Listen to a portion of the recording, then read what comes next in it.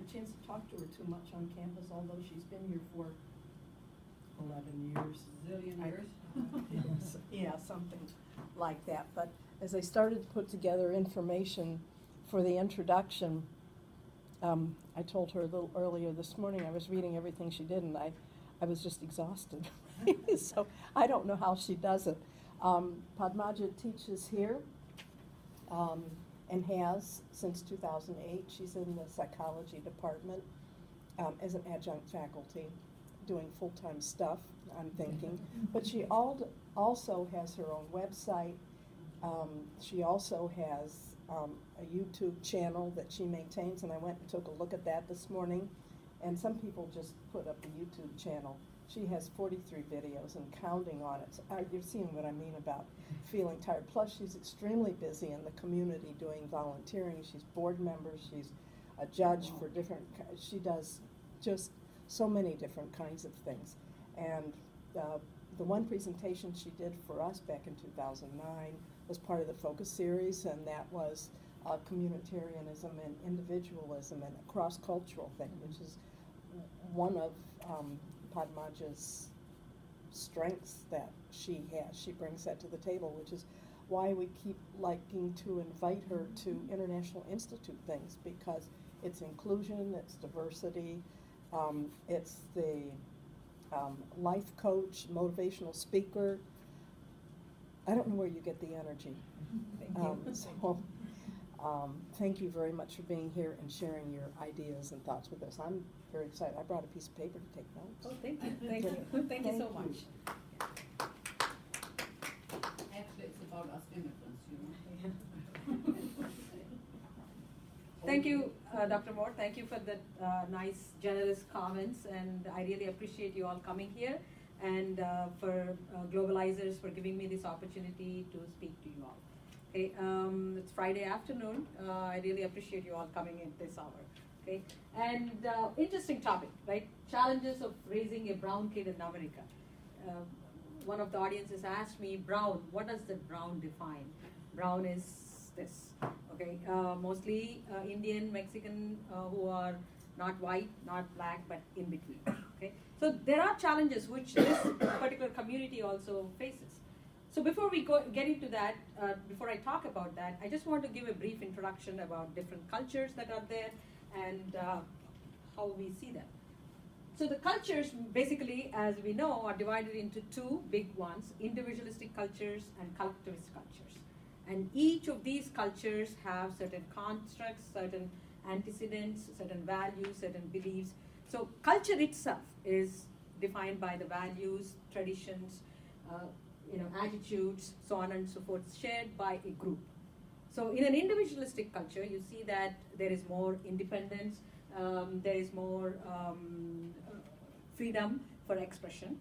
But the cultures as such, we can differentiate them on our values, our social systems, then our religion, morality, a big issue between the different cultures, economic development, modernity also comes into play. I'm going to talk about that a little bit to give you an understanding how that plays into culture. And of course, the cultural patterns. You see, we live in a diversified environment. Metro Detroit, it's a boiling pot. And as a professor here, teaching kids here, I've seen kids coming from different cultures. We have such rich cultural traditions here. We see Middle Easterns, we see Indians, we see, of course, white people, Afro-Americans, Asians, so many different cultures. And that's what I love about this, because I get to experience different traditions in one place, right? And we all think differently, even though we are made same. We all have the same blood, same physiological system, and same emotions. We express them in the same way. But then, we are driven mostly by our culture. Some of our habits, the way we express things, the way we behave is very much controlled by our culture. You'll be surprised how much culture influences us. I might be saying the same thing as you are saying, but I probably am putting it in a different way because of my cultural background, because of the cultural expectations. So now to go into each of these cultures, individualistic culture, as we all know, is where, as I said, independence is more, and individual achievements more than the society. So idiocentrism, it is about self-development, self-achievement, appreciation for that, encouragement for that, independence. Here, you don't like to be depending on somebody. And then the countries that we see are United States, Northern and Western Europe and Australia. And in a collectivist culture, you see group identity. You want to belong to a group. Okay, there is a hierarchy. There is somebody who is there, an older person generally in the family, where everybody listens to that person. Older, just by age. He need not be earning money, or he need not be in a big position as in social class. Just because of age, you give that person the respect. So, and then harmony. In collectivist cultures, you see that you are more obedient, you are more listening to somebody of an older person in the family. So the cultures that follow collectivism are African, Asian, and Latin, India, of course. So all these Middle Eastern countries, they all follow the collectivist cultures. And where did this start from? Individualistic culture, collectivist cultures. Why are we so different? So when we talk about that, we need to look back at where it all has started. Okay? Individualistic cultures are basically cultures where our ancestors in individualistic cultures were hunters and food gatherers. So what they did is, it's a nuclear family. You go, you hunt, you get the food. So for that, you're not going to be staying in one place. The prey is not going to come to you. You need to keep moving, right? So when you're doing that, you're moving along with your family. You're taking your child, you're taking your wife, and you're moving. So you're not going to gather any moss. So you move around, and when you're moving around, you're going to be independent. You're going to be strong. You hunt, you win something, that's yours. So your successes are yours, your mistakes are yours, right there. Independence. With that, what happened is, with the hunters and gathering, they moved from place to place to place, and they found riches. They found gold. With the money, they found affluence. With that came modernity, independence, thinking. With that came technology, science. So they got all those things. Migration. So now what happens is, you're working hard, you're working for whatever you are going to be earning. So you are moving from place to place, you're being independent. So you're living by yourself. So you see alienation a little bit. Of course, now most of us are alienated because of the modern cons of it, which is like, we go to work, we come back, we have our TV, we have our phone, we don't need to see anybody, we can heat up the food, eat, and we can live. We are leading those isolated lives. So that has what has happened to individualistic cultures, unfortunately. But of course, there are many pluses, which is affluence, which is independence, which is discovery, technology, so on and so forth, the goods. And then in the collectivist cultures, what the people started as agriculturists, where they would cultivate land and they would feed the families. So obviously, if you're cultivating land, you cannot be doing by yourself, right? Like big land. So you have to be having your family. So when the whole family is working in the fields, there's no point them living in different houses. So all the men and also sometimes women would go work in the fields, come back home, cook, and live under one roof. When you're living under one roof, there's going to be difference of opinions, there's going to be arguments, so somebody has to take the lead. So that's mostly the grandpa. He's going to be the lead, he's going to be the one authority, and everybody is going to listen to him. So that is how the collectivist culture comes from, and large families. So if you see, even now, in countries like Middle East or in India, for example, I can talk about India more, or I would be referring more to India because that's where I've come from. So there, you see that we have the grandpa in the house. You tell every news to him. The first, good, bad, he's going to be hearing about that. Like say, for example, my dad lives with me here in the United States. He's a 76-year-old man, but we tell him everything. The first person to hear from us is dad, good or bad. We're going to take his advice. Whether we follow it or not, it's a different issue.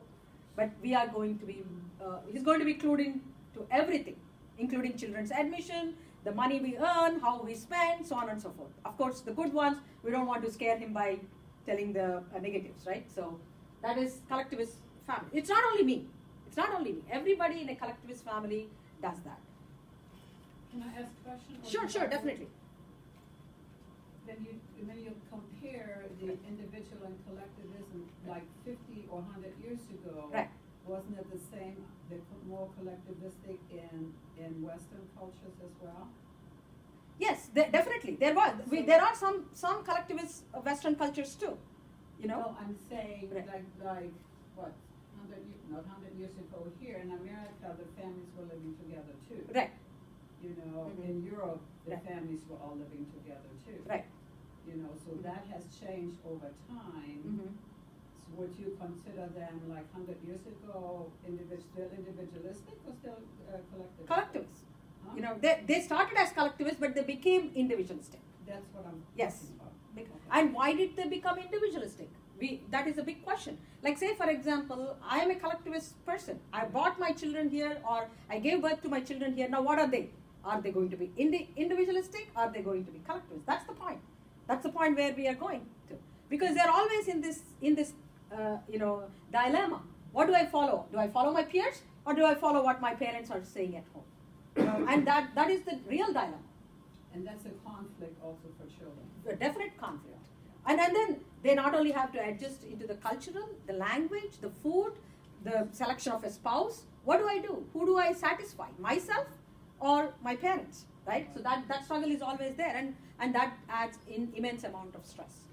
Okay, so the attributes, when we talk about attributes in comparison to the two cultures, individualistic cultures, emotional detachment from the group. Why? Again, as we said, we are moving together as a nuclear family, mom, dad, and the kids, right? So the cousins and all, like they come later, once in a year or once in a few years, because we're all immersed in taking care of ourselves or doing our own thing and achieving. And because here, the achievement, productivity is given importance. Okay, confrontation is okay. Here, you can ask questions. You can, Dad, I don't like this. Mom, I don't like this. My independence. You know, many of my students tell, that my mom and dad don't ask me any questions regarding whether I keep my room clean or my grades. Or for that matter, if your child turns 18, even though you are paying the bills, you are not going to be having the information about the medical records or their school records. In college, we are going to be releasing only to the student, right? The privacy, but the money, the parents are paying. That's because independence. We would want our kids to be independent, to be able to handle both pressure and pleasure. That's individualistic cultures. And then the collectivist cultures is family integrity. You're self-defined in group terms. There are certain norms, big-time norms that you have to follow. Otherwise, there's a lot of social pressure if you don't follow the norms. Like one norm I would tell you is, it doesn't matter if a female child, like say for example me, it doesn't matter if I have my PhD, if I have if I might be earning like $500,000, it doesn't matter. I still have to go back home, cook for my family, my husband, and take care of my kids. Nobody is forcing me to do that. That's ingrained. We enjoy it, right? In the same way, a boy is expected to feed the family. If I do my PhD, if I want to sit at home, nobody will question. But if a boy, if he is going to sit at home, everybody is going to question. So you have defined roles. You have defined norms, defined expectations. So that you have to follow. If I say, okay, you know what, I'm not going to follow this, I'm going to be independent, you're going to be questioned. You're not going to be questioned by the family. Because here, the society has a bigger influence. The aunts and the uncles and the extended family, they're going to laugh at you. They're going to pinpoint you down in the society. So this is like sort of a group behavior.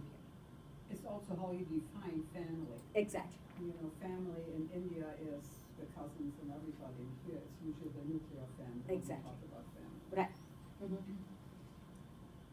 And then hierarchy and harmony, as I said, you have to agree. Okay, say for example, when you're growing up, your dad says like you have to be going into this particular field. Take science. This is good for you. You don't question him. You don't like it. You probably try to convince him. But sometimes some parents are very, strong in their ideas and they're going to push the ideas on the kids. Kids probably will have to harmonize with the ideas of the parents. So that is one thing. And strong in-group, out-group distinctions. There is distinctions of social class. People marry within the class.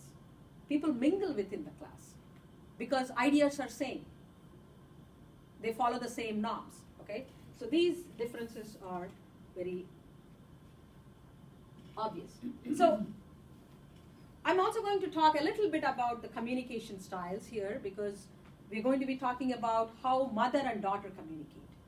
So in an individual society or in an Americanized society, how in the Western society, communication is low context, verbal communication. I don't like it. I'm not going to accept this. This is what I think. I don't understand you. Please explain. I paid my money. I need to get my worth.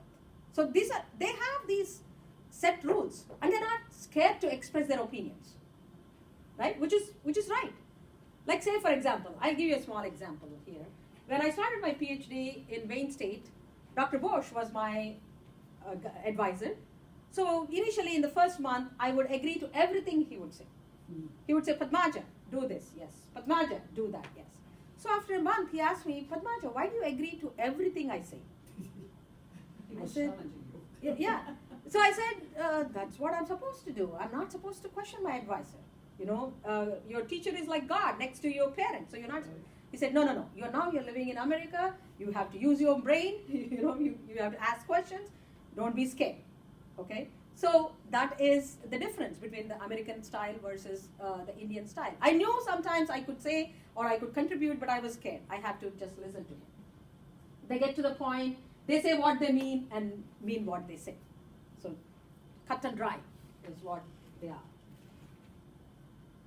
Whereas Eastern style is very indirect, high context, non-verbal, more than words. I'm doing a lot of actions, right? So modesty, I'm not supposed to be praising myself. Oh, big deal. Everybody does that, or cut it out. And then keep their opinion to themselves, avoid conflict. I don't like what I'm seeing, but I'm not going to be expressing that.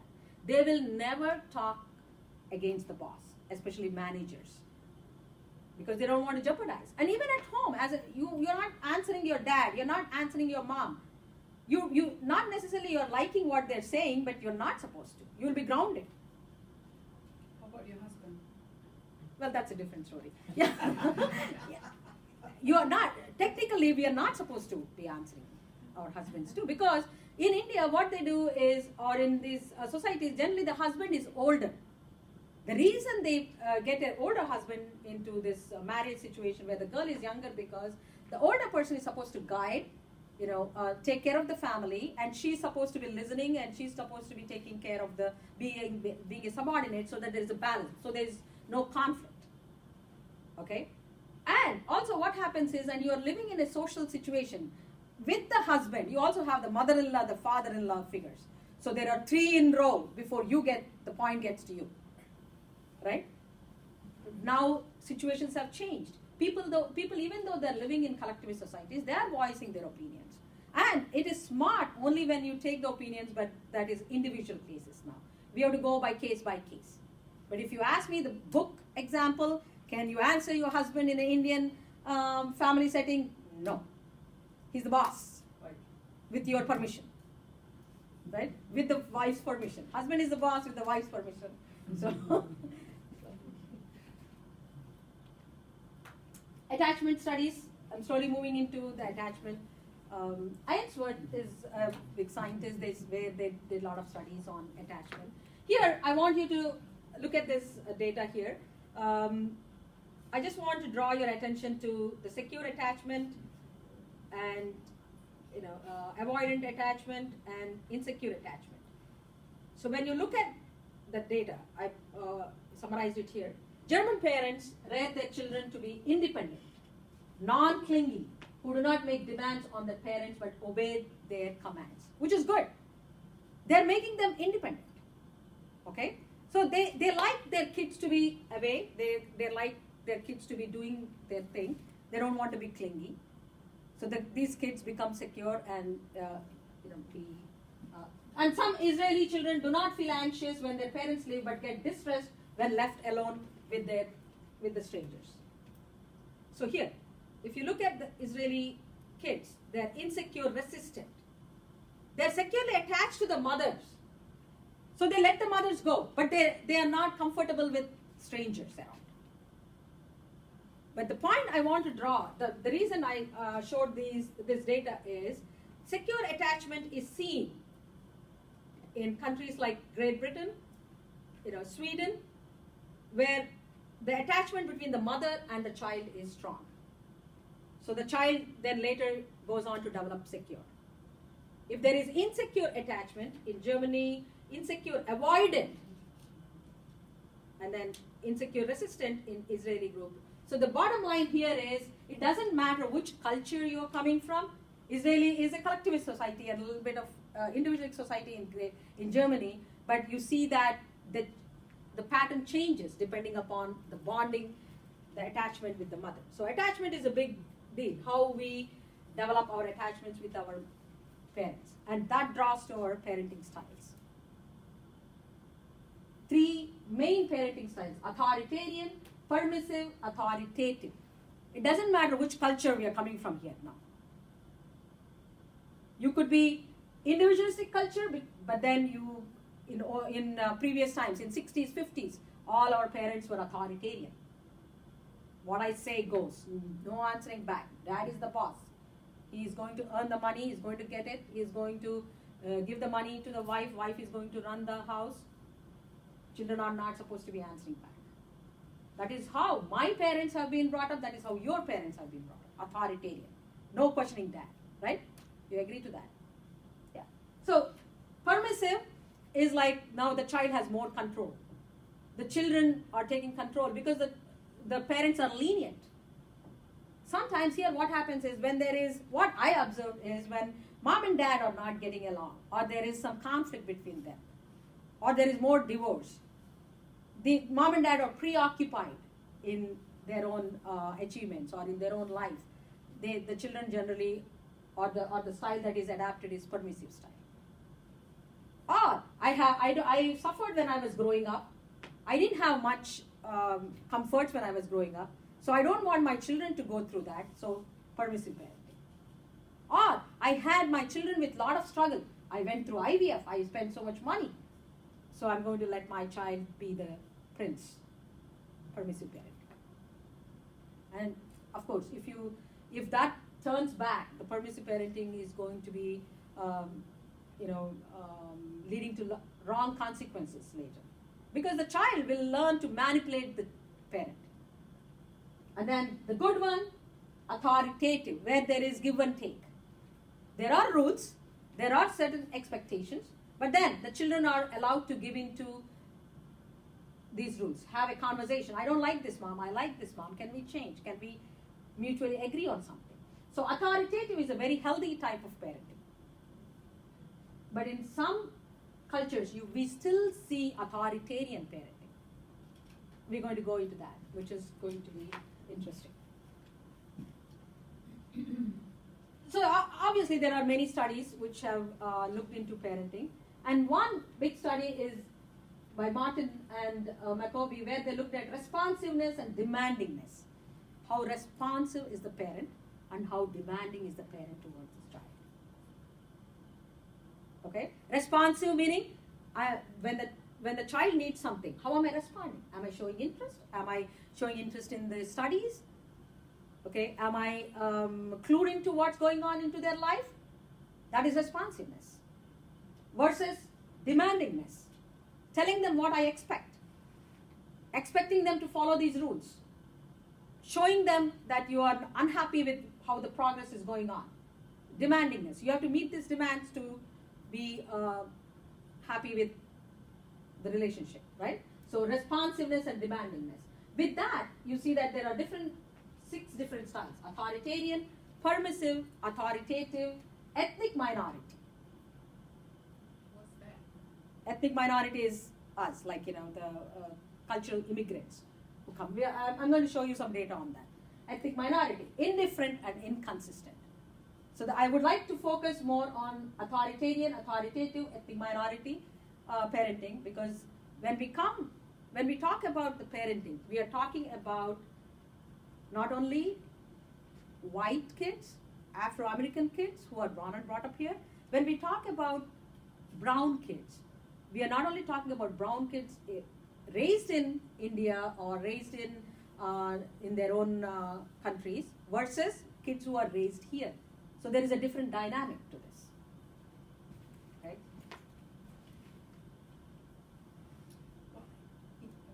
No, but that's a really good point. You're making brown kids, Right. you know, the definition, then you have your definition, but a lot of people don't agree with that. Okay.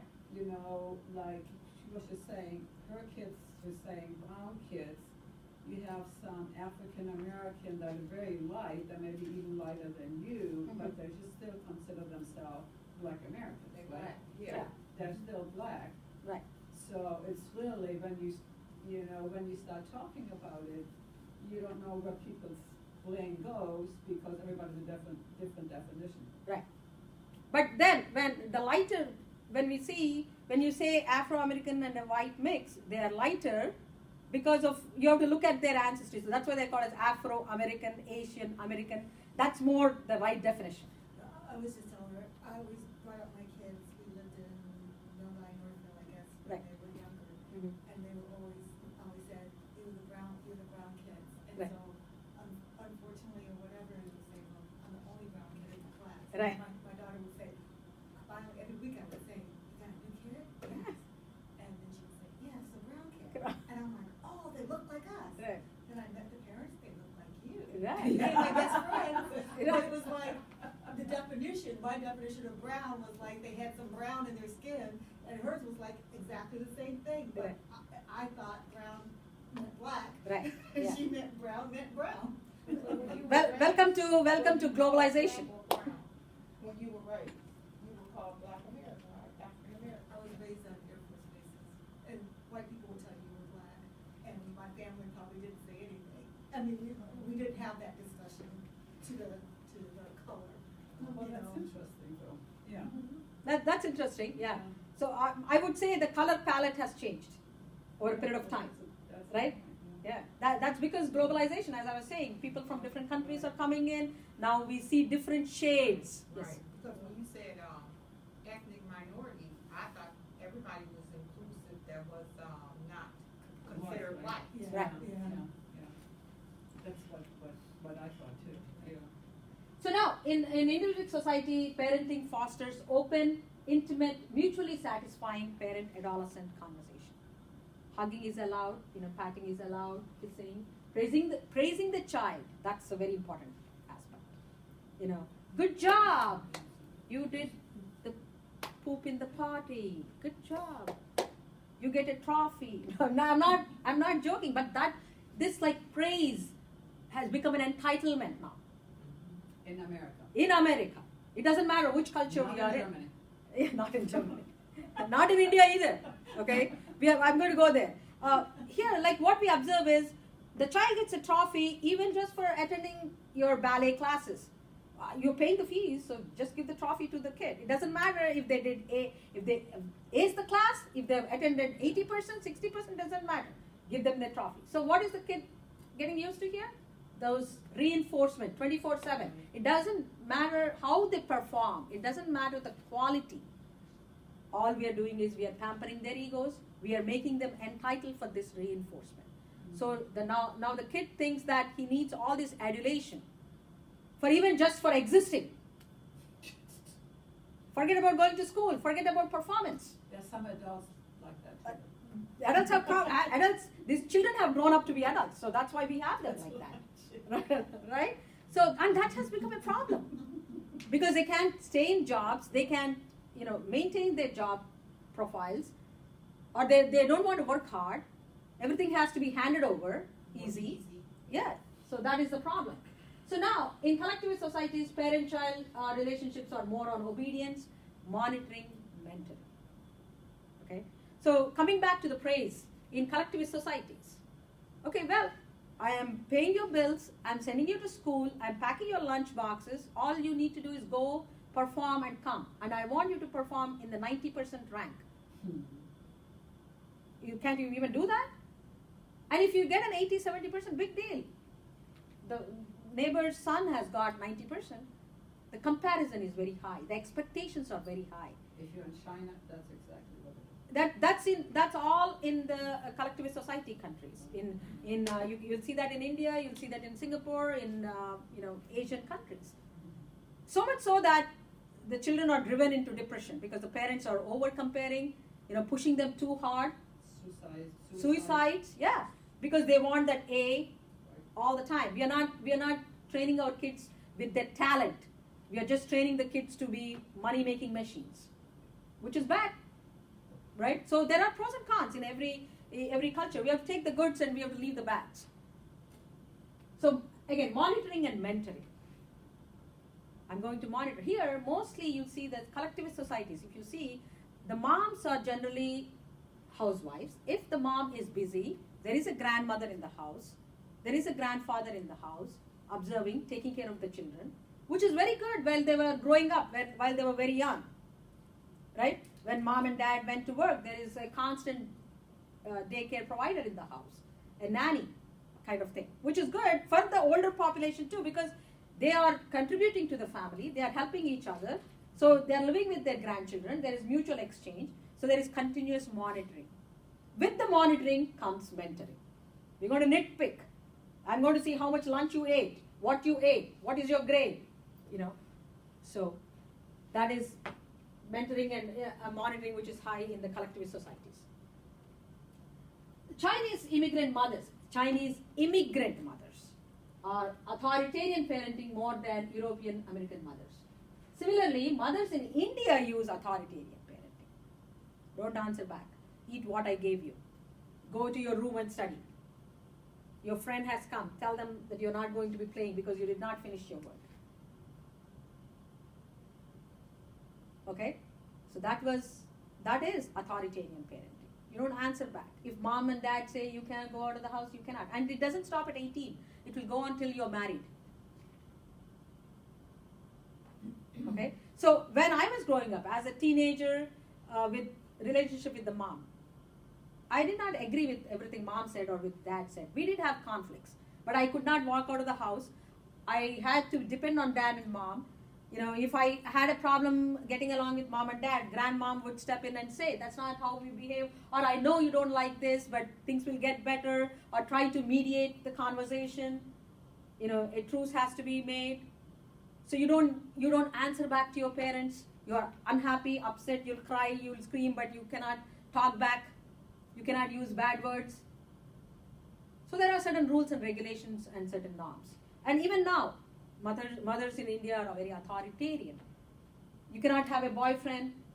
You cannot indulge in certain extra affairs or extracurricular activities without the permission of the family. Not because it is going to be any detrimental effect on the child in as such, but also because of the societal pressure.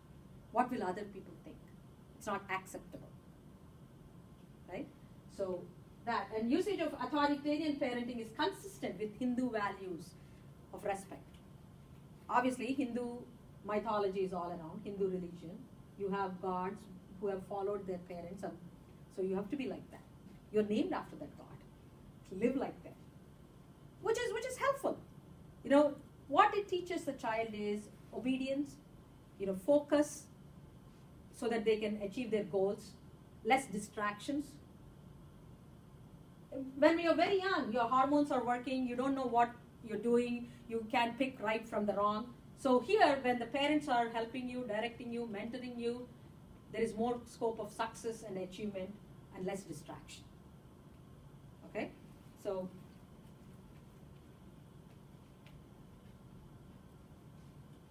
and Asian cultures, as I was saying, more of mother involvement. Mother is a housewife, or dad comes home, don't know how to handle the kids. He'll play with them, but he cannot do cooking, cleaning, so on and so forth. But that is slowly changing. That is slowly changing because Now girls are also getting educated. They're becoming doctors or engineers, and they are living in modern societies where both of them go work and come back home. So you have to train your male child equally like your female child in terms of household work. They should be able to cook. They should be able to handle a whiny kid, right? In the same way, you have to train your female child to be able to handle finances, to be able to drive, to be able to maintain some appointments or handle outside pressures. So there's more need for equality now in the way we raise your kids. And that's putting a lot of pressure on the guys.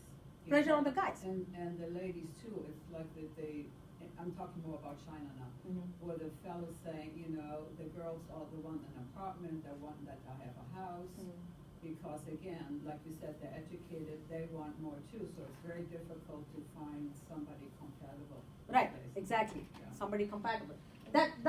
And increasingly, if I don't find compatible or if I don't like after I commit, I'm going to walk away. Less patience, right? I'm more now self-sufficient. Earlier, I had to depend on my husband, or earlier we had to depend on the male of the family because we don't know how to drive, we didn't know, we were not earning in less of finances. Now I have everything in both for male and female. You become self-sufficient, right? So That's independent.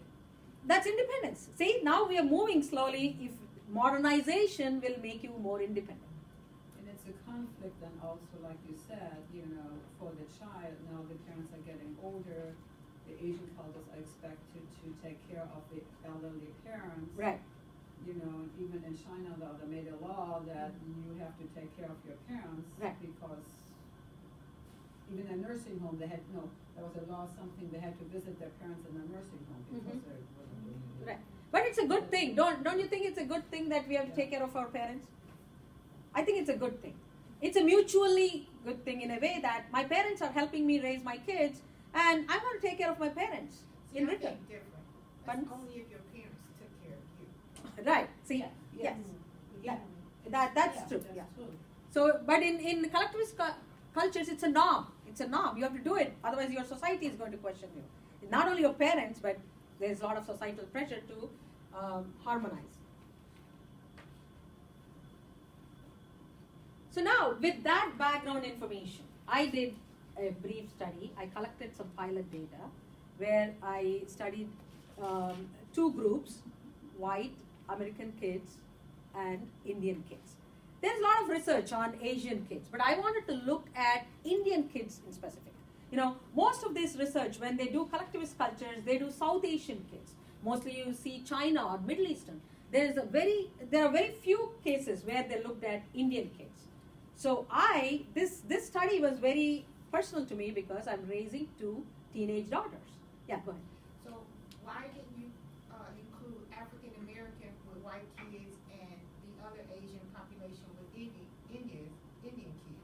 Why just white kids and Indian kids? Why not? Because African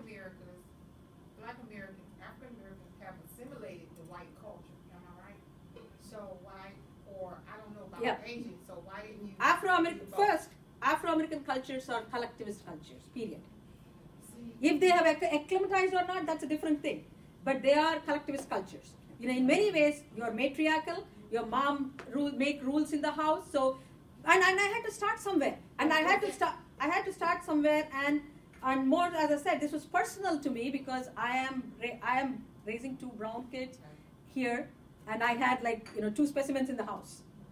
Because that mothers being matriarchal is because of the movement or what happened in our past history, the separation of families and then single parents and then mothers and then fathers leaving and things like that. So it's reasons why. It's just, not because, But that's a good thing. But I think a matriarchal family is a strong family. Where the female rules, that's a success. I'm not kidding you. Because you're more emotional, you're more connecting with the kids, you are understanding, you're more, there is a lot of... you're more family oriented. I mean, it's, like you said, it's collectivistic culture. Right. I mean, we say Americans are individualistic, Right. and we're talking more about white Americans rather than black Americans. Right. Yeah. So purely for reasons that I'm raising 2 kids, so I started doing this study. So I wanted to see how the attachment levels between these 2 groups. So based on Fu and Marcus, I did the pilot study, and I asked these questions. Describe their mother and their relationship with her, how she helped with their studies, how she helped in times of stress, what are the rules that they followed at home. Simple questions, 4 questions, all of them have to answer. So in each group I had 15 kids. Obviously it's a small pilot study. So describe your relationship with your mother, does she help with your studies, and how did you both react in times of stress, and what are the rules that are followed at home. So when I looked at the data, there are many similarities, but there are some differences too. So responsiveness is there in both the groups to the demands and control from the parent, while Indian girls, like the demand, took to the demand as if it's a natural course. It's expected. Okay? They sort of did not fight off, or they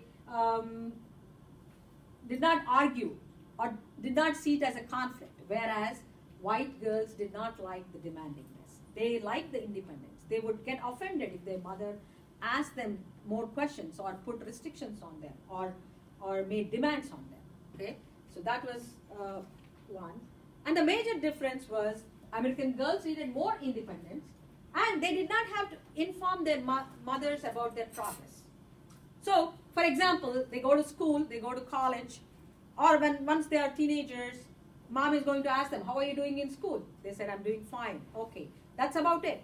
As long as they're fine, they're staying out of trouble, mom is not going to pry on them. Mom is not going to monitor or nitpick on their everyday, day-to-day lives or grades or so on and so forth. If you need help, I'm here.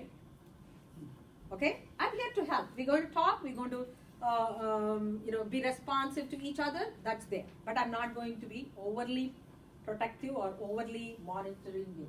Okay? That is in American families. In Indian families, every day the food will be served to you.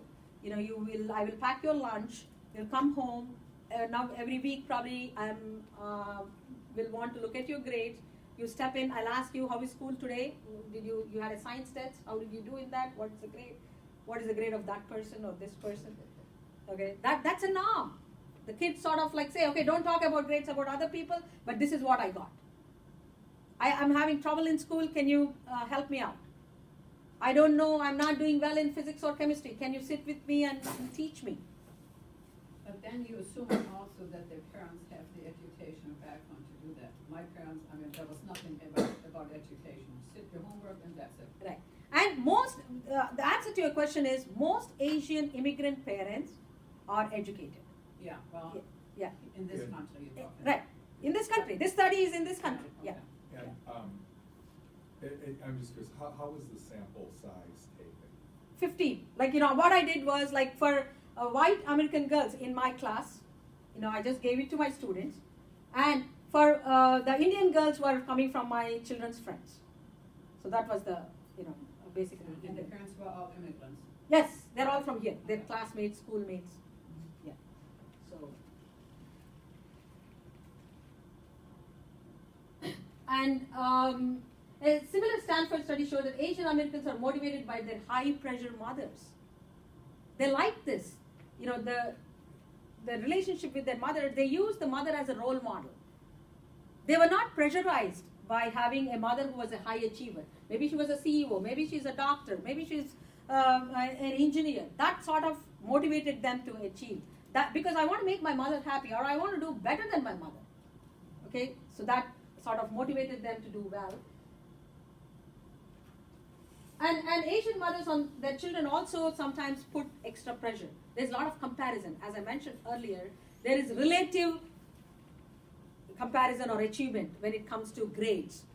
Okay, that is also there. And I think that sometimes, if not handled, will throw the children into depression and mental problems.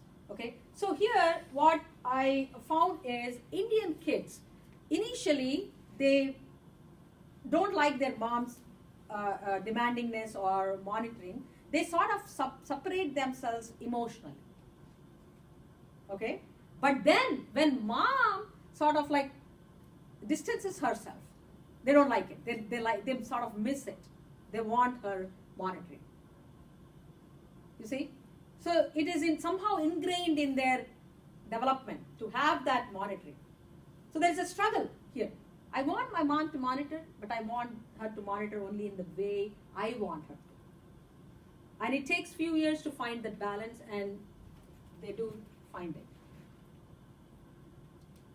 As I said, they involve very closely in their daily activities, extracurricular activities, and voice their expectations. And while they are dropping their kids to extracurricular activities, mostly the extracurricular activities here are piano, math classes. I don't care whether you play tennis or football or volleyball. I'm not a very sports person. Do you see Indians playing sports, many of them? Chinese don't do that. Yeah, maybe tennis, non-contact sport, right? So we do, but as a parent, I'm telling you, as a parent, that's fine, but what is your grade in math? Mom, I won a tennis championship. That's good, very good, but how much is your score on ACT? Yeah. So, that's the mentality. Because where they're coming from, education is everything. Sports is always secondary. And it's interesting, I go on Saturday morning to yoga in Northville, and all morning long, they have all Indians there, extra work for studying extra. Right. I went to the library the other day, there were extra studying Indians and Chinese, and I said, what are the white kids around here? Right. So, and because academic achievement is number one. Because of this immigrant mentality, I have left my home and I have set my home in a place and I have to prove to people back there. How am I going to prove it? By showing it in my children's development. Their achievement is going to be reflected upon my parenting style. Right? So that is why, and also not only to show off, okay, I just want to clarify that point. Not only to show off, but that is how we are made. It is all about academic achievement because that's where your bread and butter is coming from. That's where your life satisfaction has come. I feel good because I have achieved a certain level of academic achievement, or from that where I have achieved a certain social status. So I want my children to also to benefit the same thing. Okay? Okay, here is a brief video of my older daughter talking about her attachment with me. I did not influence her. Okay, this is purely her opinion. And I recorded this last year when she was 19. And let's watch. Right now she's a junior in Michigan studying pre-law. Okay. You said you didn't influence her. You were her mother. Of course you influenced her. Of course. I would like to hear that. Yes, I did. Her name is Saveri, so let's watch her. Yeah. So who's responsible for making her so beautiful? Oh, well, I can take credit for that. Well, I'll take credit for making her beautiful, and brains probably dad's. Okay. Her dad's.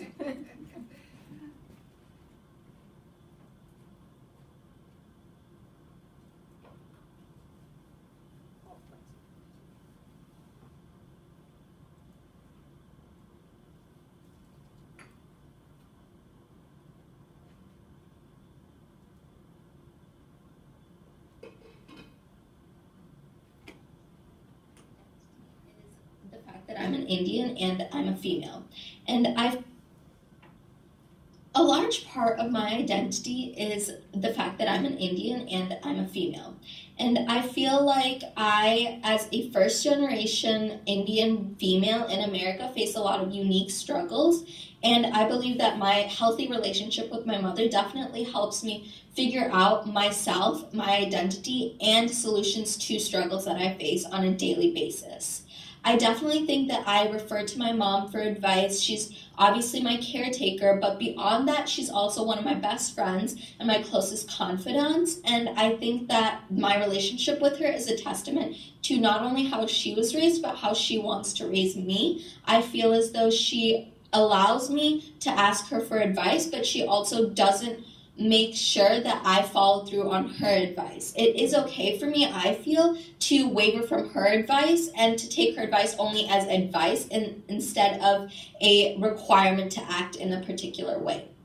I think that I do refer to her in times of need, and I do value her opinions and her opinion of me and my achievements very much. And I think that as referring back to my identity, I think that my identity as a Indian female has definitely evolved in large by her example of what a immigrant in America feels like. And I definitely feel like I don't relate to all of her struggles, and she doesn't relate to all of mine, but I feel as though she is a very good role model as to how I should act in an environment where sometimes my opinion is not welcome or I am not welcome. And I also feel as though I can refer to her as a person of